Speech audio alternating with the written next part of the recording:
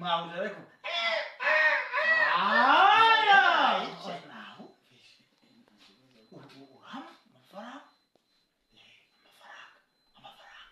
amafaranga ngahe igihumbi cikiza sheta amaye sengisa sengisa kwa vuti birarangiye usashuraza mu rugo twumvika wambwiye kuzashuraza mama bale boss kanyinge we kanyinge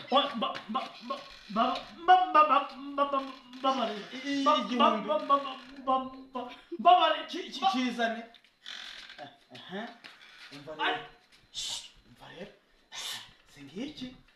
igihumbi ndahita umva ariko mubwire ndahita ndimira no munda ngo mebo kuburyo noneho kugira ngo nkwemeze ndahita njya no kurinya nibanga ndi kuvuga